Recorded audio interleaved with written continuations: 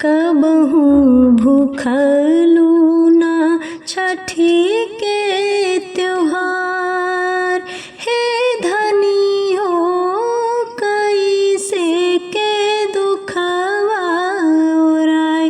कबहू भूखलू ना छठी के त्योहार। हे धनी हो कैसे के दुखवा ओराय।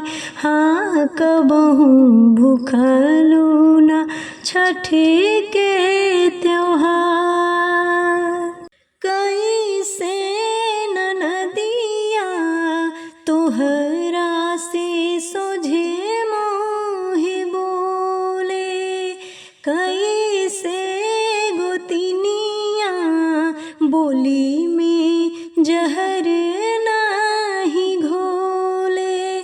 कैसे ननदिया तोहरा से सोझे मोहि बोले। कैसे गोतिनिया बोली में जहर नाही घोले। ननदी सोझे कैसे बोले गोतिनी जहर काहे नाही घोले। ससुई काहे नाही, ससुई काहे नाही डांटे बार बार। हे धनी हो कैलू ना छठी के बरतिया। कबहू भूखलू ना छठी के त्योहार। हे धनी हो कैसे के दुखवा ओराय। कबहू भूखलू ना छठी के त्योहार। अबले समय बाटे कीचड़ में पंकज खिलाद। छठ के व्रत राखी जीवन मृदुल बनाद। अबले समय बाटे कीचड़ में पंकज खिलाद।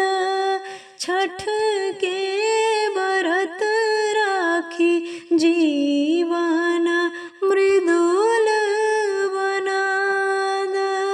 पंकज कीचड़ में खिलाद जीवन मृदुल बनाद। सुखवाय माई नाही आचरा तोहार। हे धनी हो बोले तू सुपवा उठाला।